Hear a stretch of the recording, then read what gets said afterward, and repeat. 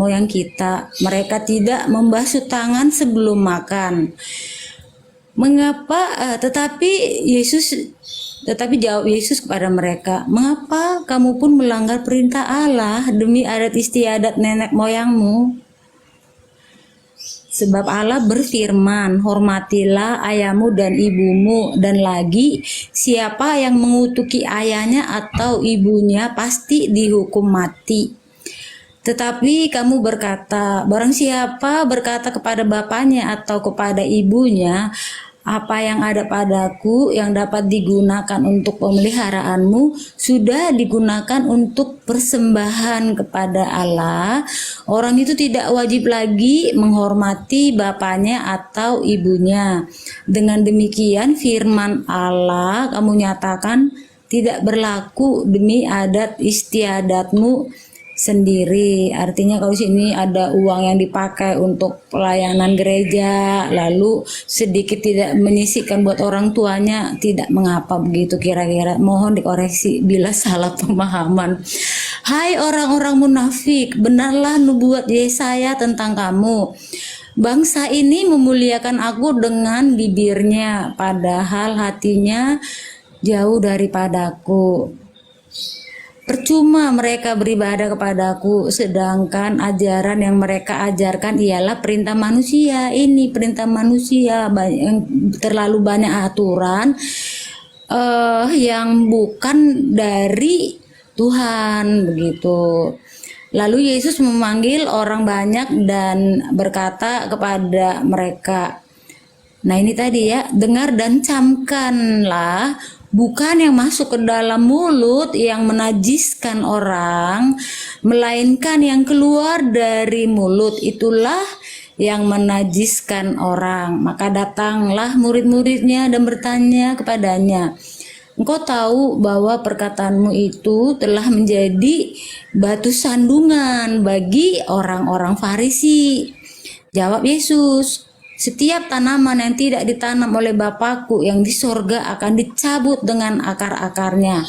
Biarkanlah mereka itu. Mereka orang buta yang menuntun orang buta. Jika orang buta menuntun orang buta, pasti keduanya jatuh ke dalam lubang. Lalu Petrus berkata kepadanya, jelaskanlah perumpamaan itu kepada kami. Jawab Yesus, kamu pun masih belum dapat memahaminya. Ya, emang Yesus begitu, Bang. Mengajar itu Terus perumpamaan juga. Iya, satu perikop kan, Bang? Satu perikop itu sampai berapa ya? Tidak tahukah kamu bahwa sampai tanggal 20, iya. udah kan? Iya kan, Bang? Iya. Terus Itulah saya boleh tanggapi ya. Oke, saya lanjut tadi itu ya. Tidak tahukah kamu bahwa segala sesuatu yang masuk ke dalam mulut turun ke dalam perut, lalu dibuang di jamban. Tetapi apa yang keluar dari mulut berasal dari hati, dan itulah yang menajiskan orang. Nih perkataan-perkataan yang kotor nih, nggak boleh nih. Karena dari hati timbul segala pikiran jahat, pembunuhan, perzinahan, percabulan, pencurian, sumpah palsu, dan hujat. Nah, nggak boleh.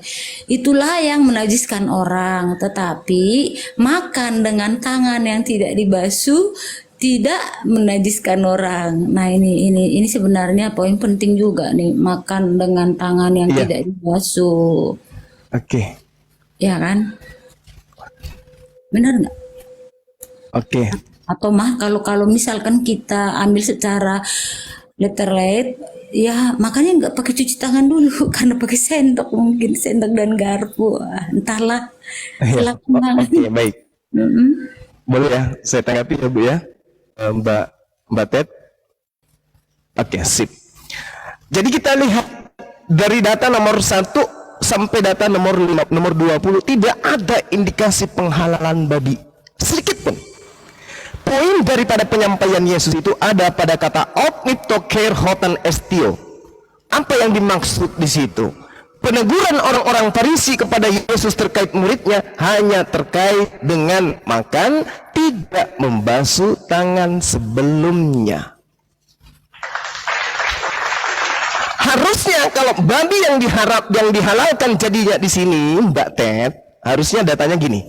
Kemudian datanglah beberapa orang Farisi dan ahli Taurat dari Yerusalem kepada Yesus lalu berkata, "Mengapa murid-muridmu makan babi, di mana itu diharamkan nenek moyang kita?" Harusnya. Tapi tegurannya apa? Mengapa murid-muridmu melanggar adat istiadat nenek moyang kita? Ada yang dilanggar adat istiadat. Apa adat istiadat itu? Ognito care hotel estio, makan tanpa lebih dahulu mencuci tangan. Itu yang dilanggar, bukan makan babi. Harusnya kalau babi itu dihalalkan, yang ditanya tentang babi, mengapa murid-muridmu melanggar dengan memakan babi? Harusnya itu. Tapi kan bukan. Mengapa muridmu makan dengan tidak mencuci tangan? Lalu kemudian Yesus menimpali pernyataan itu. Mengapa kamu pun melanggar perintah Allah demi adat istiadat nenek moyangmu? Sebab Allah berfirman, hormatilah ayahmu dan ibumu. Dan lagi, siapa yang mengutuki ayahnya dan itulah ibunya pasti dihukum mati. Tetapi kamu berkata, barang siapa berkata kepada bapaknya atau ibunya, apa yang ada padaku yang digunakan untuk pemeliharaanmu sudah digunakan untuk persembahan kepada Allah. Orang itu tidak wajib lagi menghormati bapaknya dan ibunya. Dengan demikian firman Allah kamu nyatakan tidak berlaku demi adat istiadatmu sendiri. Jadi Yesus ingin kemudian melakukan sesuatu narasi debat, tanya jawab satu sama dengan orang Farisi dan ahli Taurat. Yesus ditagih, "Yesus, kenapa muridmu melanggar perintah adat istiadat nenek moyang kita?" Yesus menjawab, "Justru kamu yang melanggar perintah Tuhan demi adat istiadat." Jadi kebalik. Ini kebalik. Yesus melanggar adat istiadat demi untuk ketetapan Tuhan. Orang-orang Yahudi dan Farisi melanggar perintah Tuhan demi adat istiadat. Padahal perintah Tuhan yang hormatilah ayahmu, hormatilah ibumu. Tetapi orang Farisi dan Yahudi pada masa itu lebih cenderung kepada adat istiadat daripada perintah Tuhan. Maka Yesus memberikan kemudian jawaban yang sangat mutlak di data nomor 11-nya. Dengarkanlah dan camkanlah.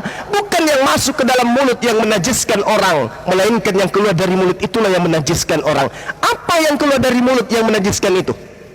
Yang menajiskan itu adalah perkataan yang keluar dengan mengatakan, barang siapa berkata kepada bapaknya atau kepada ibunya, apa yang ada padaku yang dapat digunakan untuk pemeliharaanmu sudah digunakan untuk persembahan kepada Allah. Orang itu tidak wajib lagi menghormati bapak dan ibunya. Ini yang menajiskan. Perkataan yang keluar dari mulut yang mengatakan bahwa orang kalau sudah dipersembahkan kepada Tuhan tidak wajib lagi hormat kepada bapak ibunya. Perkataan ini yang keluar dari mulut yang najis menurut Yesus. Jadi tidak ada kemudian satu perikop ini membahas tentang halalnya babi, nggak ada. Yang ada adalah tentang adat istiadat dan firman Tuhan. Mengapa murid-muridmu melanggar adat istiadat nenek moyang kita? Yaitu makan tanpa mencuci tangan terlebih dahulu. Itu adat istiadat yang dilanggar, bukan pembenaran tentang halalnya babi. Sekali lagi saya katakan, kesimpulan terakhir pada sesi ini adalah kenapa Paulus menghalalkan babi? Karena Paulus menjual agama Kristen kepada para pemakan babi. Kalau babi tetap diharamkan, tidak mungkin Romawi dan Yunani menerima ajaran Paulus, sebab Romawi dari nenek moyang mereka adalah pemakan babi dan orang-orang yang tidak bersunat. Karena Paulus cerdik seperti ular, dia Romawi dan Yunani pecinta makanan yang terbuat dari babi, dan mereka adalah orang-orang yang tidak bersunat, maka babi dihalalkan dan sunat pun dilarang. Demikian.